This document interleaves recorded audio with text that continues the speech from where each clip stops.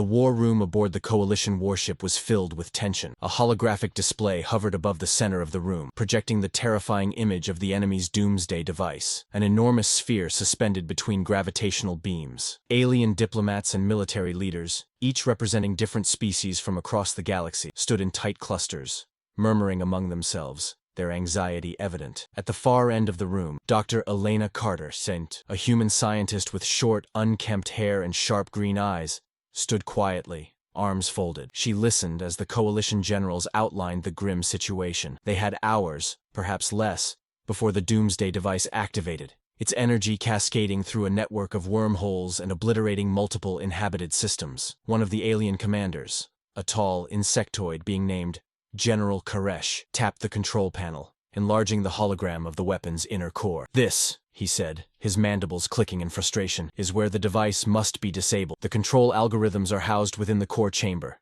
deep inside the station." Another voice, a smooth, calculating tone, cut in. Takar, a reptilian scientist standing nearby, frowned as he examined the schematic. His emerald scales shimmered under the war room lights, but his expression was grim. "You're suggesting someone must infiltrate the station to disable it from within?" Koresh nodded solemnly. "Yes, the device is shielded from remote interference. It must be done manually." A murmur swept through the room. Even the most hardened soldiers exchanged uneasy glances. Everyone understood the implications. The mission would be one way. The enemy defenses were too heavy, and there would be no time for an extraction. Whoever went inside would not be coming back. "Surely there must be another way," Takar muttered, his slit-pupiled eyes flicking between the hologram and the Coalition officers. "A drone or remote unit? Something automated?" "There isn't," General Koresh replied bluntly. "It must be a living being, and time is running out." A heavy silence fell over the room as the reality of the mission settled in. No one volunteered. Alien officers shifted uncomfortably, looking at the floor or whispering quietly to their aides. Even the bravest among them hesitated. Who would willingly walk into certain death? Then, Elena stepped forward. Her voice was soft but clear,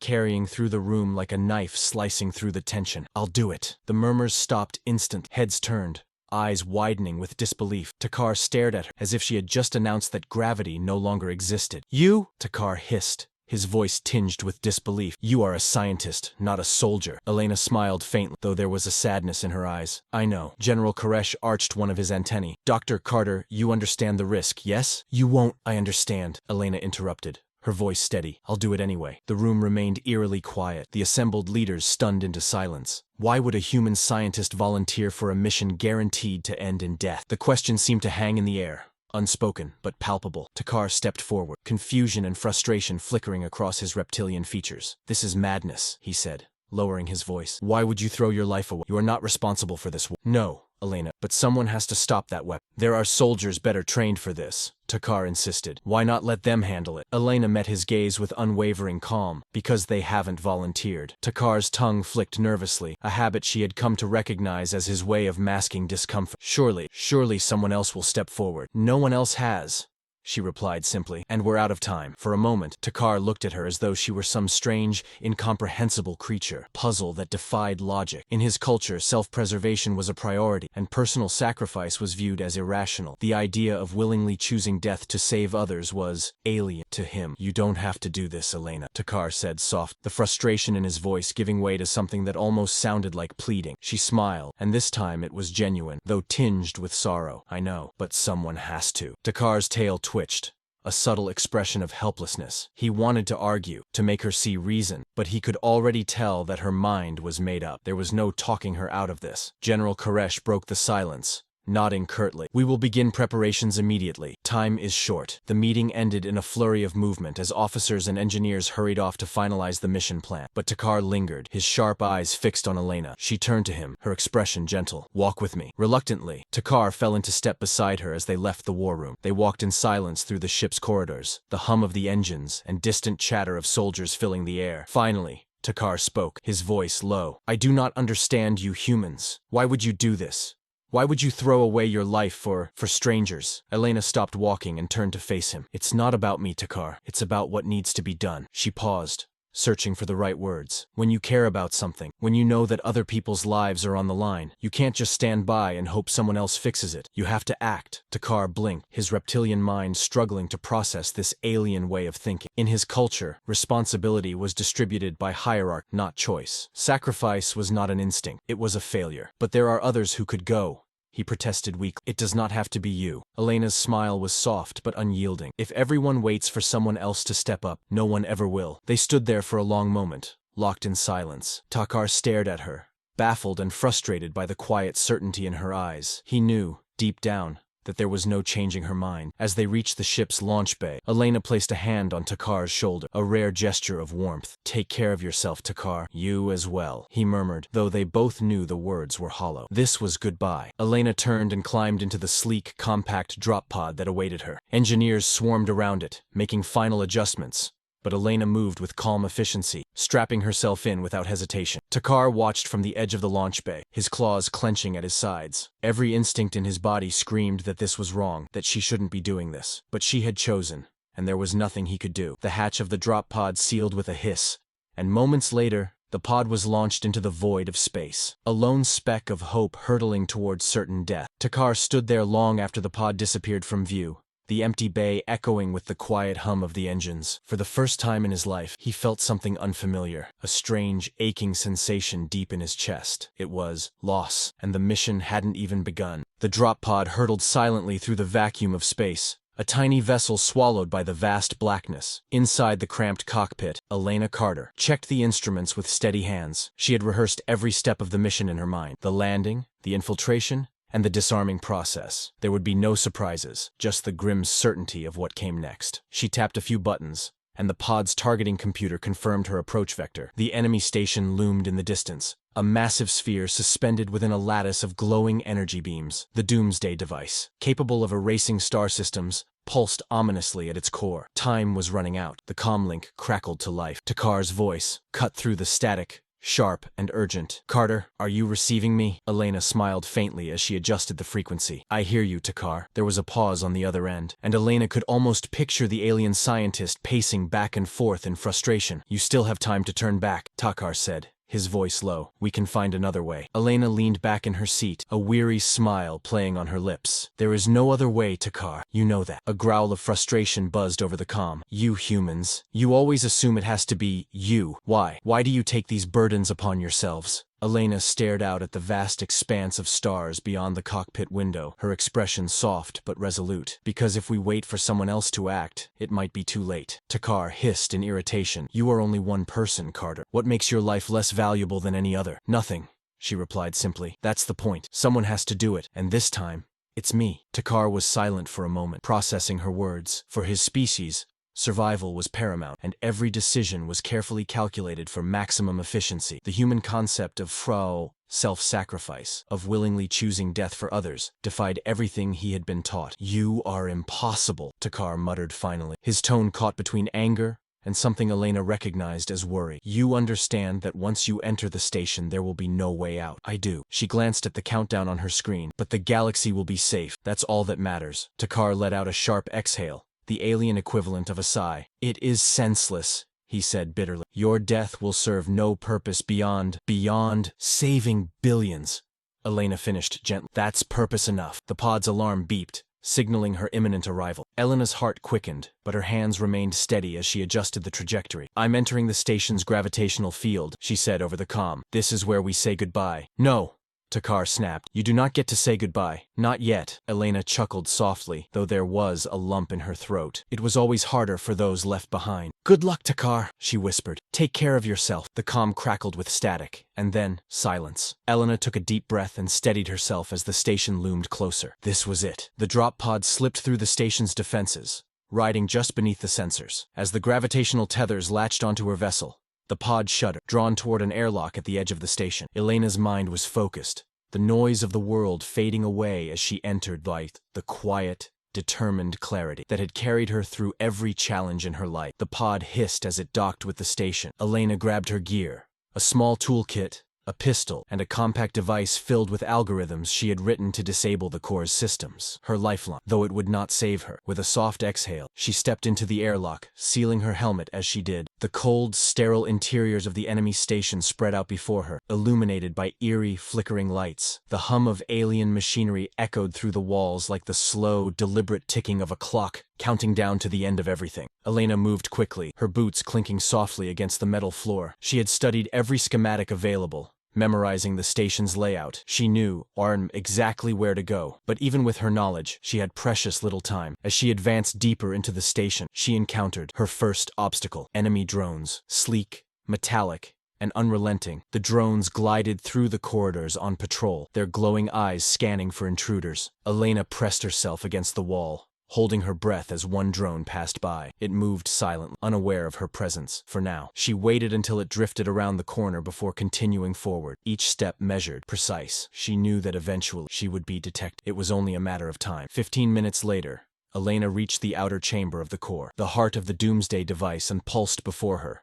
A massive sphere of energy suspended in a lattice of beams. It hummed with lethal power, casting a faint glow across the room. Elena approached the control panel, her fingers flying over the alien interface as she worked to access the core's systems. This was the delicate part. If she made a single mistake, the failsafe would trigger, and the weapon would activate immediately. Her comlink crackled to life again. Takar's voice, sharp and urgent. "Carter, I am detecting increased drone activity around the core. Reinforcements are on the way." "I know," Elena replied, her voice calm. She was already halfway through bypassing the first firewall. "I need a few more minutes." "You do not have a few more minutes," Takar hissed. "You must abort. Now." Elena shook her head, even though he couldn't see her. "I'm finishing this." "Carter, please." Takar's voice cracked, an unfamiliar emotion creeping in. "There has to be another way." "There isn't," Elena whispered. Her hands never stopped moving as she input the next sequence, her heart steady despite the fear gnawing at the edges of her mind. Takar's voice dropped to a near whisper. "You will not survive this." Elena paused for the briefest of moments, her fingers hovering over the console. Then she smiled, a small, bittersweet smile. "Acceptance." "I know," she said quietly. There was silence on the other end. For a moment, Elena thought Takar might say something more, but he didn't. What could he say? There was nothing left to argue. She continued working, the core's defenses unraveling bit by bit under her determined hands. Every second felt like a lifetime, but she remained focused, steady, resolute. The comm crackled again. "Why, Carter?" Takar's voice was low, almost a plea. "Why do this?" Elena exhaled softly, her fingers tapping the final sequence. The answer had always been simple. Because someone has to. The connection cut out. The console beeped, confirming her success. The core dimmed, its ominous hum fading into silence. The doomsday device was disarmed. Elena let out a long breath, relief washing over her like a wave. She had done it. But as she stared at the darkened core, the reality of her situation settled over her. There was no way out. The station's structure groaned around her, unstable without the core's energy to support it. Alarms blared, warning of imminent collapse. Elena slumped against the console, exhaustion setting in. There was no more running, no more fighting. Only peace. She had saved them all. That was enough. She closed her eyes, a small, content smile on her lips. Because someone had to, and she was at peace with that. The alarms blared, echoing through the collapsing station as Elena leaned against the console. She had done it. The doomsday device was disabled, the countdown stopped. But now the station was destabilizing, falling apart piece by piece, and there was no time to escape. Elena closed her eyes briefly, listening to the dull hum of failing machinery around her. It was strange, the calm that washed over her. The tension and fear that had clung to her before were gone, replaced by a quiet satisfaction. The galaxy was safe. Her mission was complete. She tapped her comm unit, reaching out one last time. "Takar, it's done," she whispered. "The device is disabled." The line hissed with static, but Takar's voice cut through, breathless and sharp. "Get out of there. You still have time." "There's no time," Elena said softly, cutting him off. She didn't want his hope to linger. False hope would only hurt more. "Elena, please." Takar's voice cracked over the comm, filled with an emotion she had never expected from him. Desperation. "There must be something. Some way." "I knew what this mission was from the beginning," she replied gently. "It's okay, Takar. I need you to accept that." "No," Takar whispered, his tone almost a plea. "I refuse to accept this." Elena smiled sadly. "You don't have to. But this is how it ends." For a moment, neither of them spoke, the silence hanging between them heavy and raw. This was goodbye, and they both knew it. The station groaned again, metal twisting and breaking under the weight of its own collapse. Sparks rained from exposed conduits as gravity stabilizers failed, and the walls trembled, cracking under the pressure. She didn't have much time. "Thank you, Takar," Elena whispered into the comm, "for being my friend, for trying to understand, even if it didn't make sense to you. You were more than a colleague. Takar whispered, and there was a roughness to his voice that hadn't been there before. I wish I had said it sooner. Elena closed her eyes for a moment, fighting back the sting of tears. She had prepared herself for many things, but not for the ache of leaving people behind. The station shuddered violently, and the core room's lights flickered. It wouldn't be long now. The end was coming, and there was no stopping it. She opened her eyes and whispered, "Goodbye, Takar." "No,"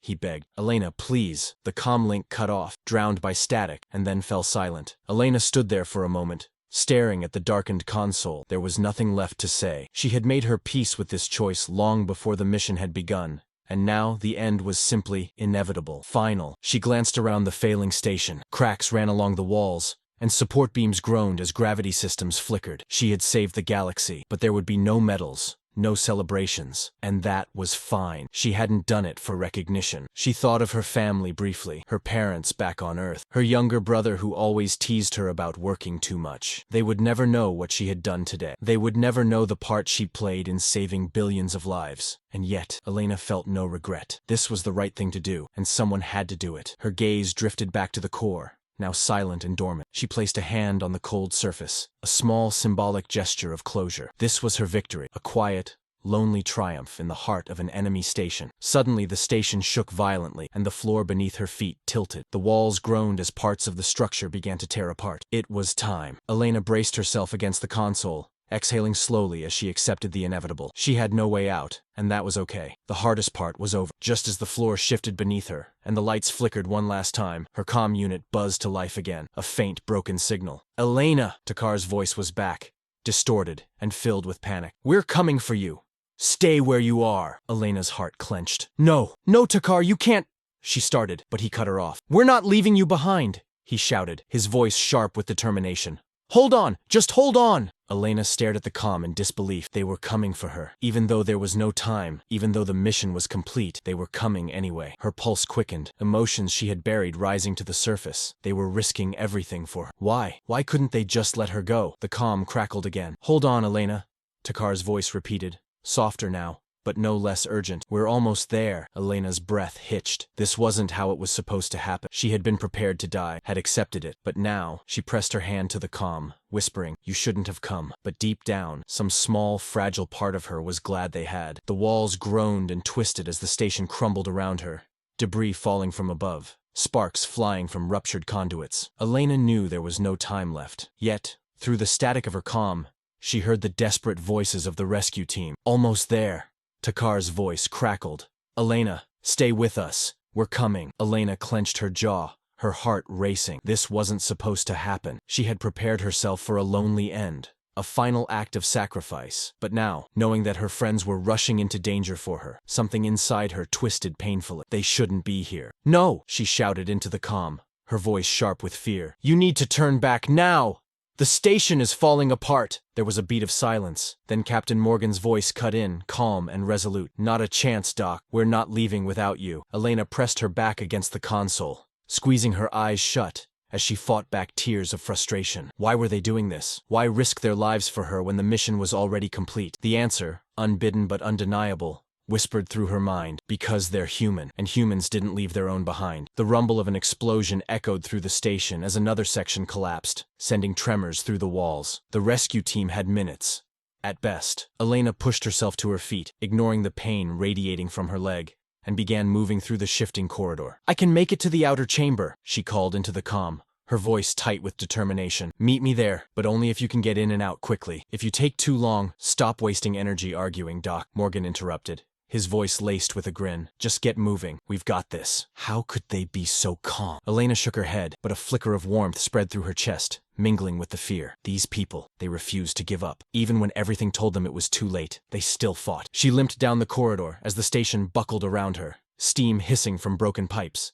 The path was treacherous, with cracks spreading through the floor and beams groaning under the shifting pressure. Every step felt like a race against time. As she neared the outer chamber, Elena heard the distant sound of gunfire, the rescue team fighting their way through enemy drones. Her heart clenched. They were so close. The comm crackled again, Takar's voice cutting through the static. "We've breached the airlock. Just hold on a little longer." Elena rounded the corner, her pulse pounding in her ears. The outer chamber stretched before her, the air thick with smoke, and there, through the haze, she saw them. Captain Morgan, Takar, and Davis stood at the far end, weapons raised as they fought off the last of the drones. When Morgan spotted her, his grin widened beneath his helmet. "There's our scientist! Let's get out of here!" Elena stumbled toward them, her breath hitching. They had come for her. Against all odds, against reason and logic, they had come. Takar rushed forward, wrapping his arm around her waist to help her stand. His scales were slick with sweat, his movements sharp with tension, but there was a fierce determination in his eyes. "I told you we wouldn't leave you behind," he said, his voice rough but steady. Elena could barely find the words. "You shouldn't have. Too late for that," Takar muttered, pulling her toward the exit. "Now let's move." The rescue team pushed forward, fighting their way through the collapsing station. Every second counted as the walls trembled and sections of the floor crumbled beneath their feet. Morgan took point, firing at drones as they sprinted through the smoke-filled corridors.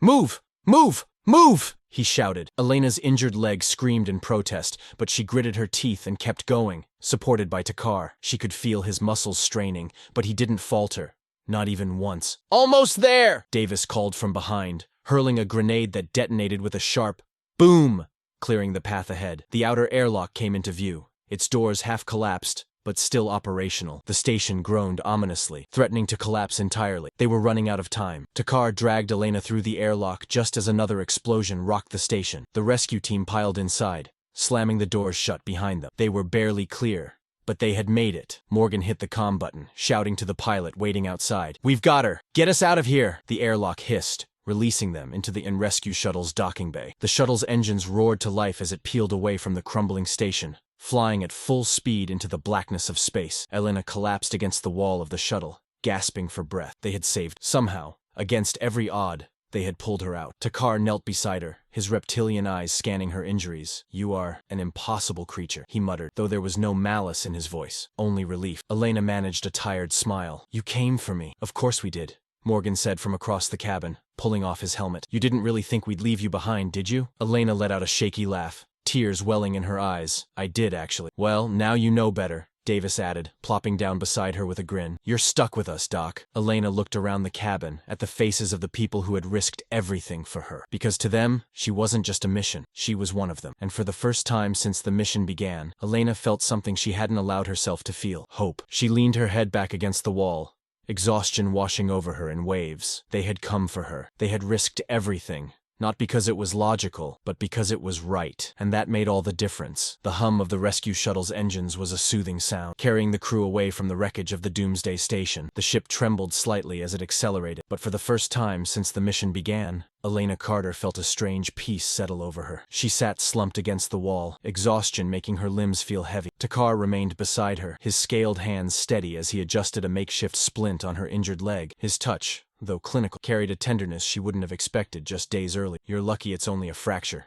he muttered, glancing at her with his sharp reptilian eyes. "Though I suppose luck is a relative term when your entire plan was to die." Elena huffed a tired laugh. "That was the plan." Takar gave her an exasperated look, but there was no anger in it, just relief. "Humans, I'll never understand you." "You don't have to," she whispered, a small, tired smile spreading across her face. "You just have to accept it." Across the cabin, Captain Morgan leaned back in his seat, peeling off his gloves with a satisfied sigh. "See, I told you we'd get her back." Davis grinned, wiping soot from his face. "And you doubted us, Doc. Shame on you." Elena shook her head with disbelief, though the warmth in her chest was undeniable. "You're all insane." "Yeah, well," Davis said, nudging her gently, "we figured you're one of us now, so that makes you crazy by association." Patel, sitting near the cockpit, chimed in without turning around. "You know the rule, Doc. No one gets left behind." The words hung in the air, simple yet profound. No one gets left behind. Elena had known them as protocol, as policy, but until now she hadn't understood their true weight. This was what it meant to belong. She had gone into that station prepared to die, convinced that it was the only way to complete the mission. But these people, her people, had proven her wrong. To them, her life was worth the risk, and somehow, that knowledge felt heavier than the mission itself. The shuttle drifted through the quiet expanse of space, the ruins of the station now a distant memory. The crew slowly relaxed, letting the tension of the past hours melt away. Takar remained by Elena's side, his expression unreadable as he adjusted the bandages on her leg. "Why did you come back?" Elena asked softly, breaking the silence. "You knew it was dangerous. You knew I was prepared to stay." Takar tilted his head, his pupils narrowing thoughtfully. "I calculated the risks," he said, his voice low and deliberate. And I decided they didn't matter. Elena raised an eyebrow. That's not very logical. Takar's lips curled in a rare, subtle smile. Perhaps not, but I suppose I've been spending too much time around humans. For a moment, Elena just stared at him, her heart swelling with something she couldn't quite name. Gratitude, belonging, a sense of connection she hadn't realized she needed. Thank you, she whispered. The words felt inadequate, but they were all she had. Takar inclined his head slightly. You are welcome, Elena. As the shuttle approached the Coalition warship, Captain Morgan's voice came over the comm. Heads up, peep. We're almost home. Medics will be waiting at the bay, so get yourselves ready. Davis groaned dramatically. Ugh, more medics. I swear, they just love poking us with needles. Patel rolled her eyes. Maybe if you stopped getting shot, Davis, they'd leave you alone. The banter flowed easily, a soothing rhythm that made Elena's heart ache in the best way. These people, they had become her family. She had thought that walking into death was the only way to do her duty, but she had learned something far more important today. Doing your duty didn't mean doing it alone, and for the first time in a long while, she wasn't alone. The shuttle docked smoothly, and the crew disembarked into the waiting arms of the Coalition medics. Elena winced as she was lifted onto a stretcher, but the pain felt distant, small compared to the overwhelming sense of relief and gratitude. As they wheeled her toward the medical bay, Takar walked beside her, his long stride steady. He wouldn't leave her side. You didn't have to stay with me, you know, Elena said softly, as they moved through the bustling corridors. Takar glanced at her, a flicker of something warm and unfamiliar in his gaze. Of course I did, he replied simply. We're not done with you yet. Elena smiled, tears welling in her eyes, not of sadness, but of something brighter. She had faced death willingly, believing that was her only option, but now she saw it clearly. There was always another way, as long as someone was willing to stand beside you. Days later, as the crew gathered in the mess hall, the atmosphere was light and celebratory. They had stopped a galactic catastrophe and brought each other back. That was a victory worth more than medals or recognition. Elena sat at the center of the group, her leg propped up, laughing along with the others as Davis regaled them with an exaggerated retelling of the rescue mission. And there I was, Davis declared, gesturing wildly, facing down a whole squad of drones with nothing but a grenade and sheer willpower. Patel groaned. There were 3 drones, Davis. 3. Details. Davis huffed, waving her off. The point is, I was heroic. Elena laughed, really laughed, and it felt like a release, like shedding the weight she had carried for so long. This was her family now, and they had proven, beyond any doubt, that they would fight for her as fiercely as she had fought for them. Later that night, as she sat by a viewport overlooking the stars, Takar joined her. They sat in comfortable silence for a moment, the vast expanse of space stretching out before them. You asked me once why humans do this, Elena said quiet, breaking the silence. Why we take these risks, even when it seems irrational. Takar nodded, his gaze fixed on the stars. Yes, and I still don't fully understand. Elena smiled, her reflection shimmering faintly in the glass. It's because someone has to. And when you care about people, when they matter to you. She glanced at him, her expression soft. You just do what needs to be done. No question, no hesitation. Takar tilted his head thoughtfully, absorbing her words. And for the first time, he smiled, a genuine, quiet smile that spoke of understand. Then I suppose, he murmured, I am beginning to learn what it means to care. Elena reached out, placing her hand lightly on his. Welcome to the family. They sat there together, watching the stars drift by. 2 souls from different worlds, bound by friendship, trust, and the knowledge that they would never fight alone. Because in the end, no one gets left behind, and that made all the difference.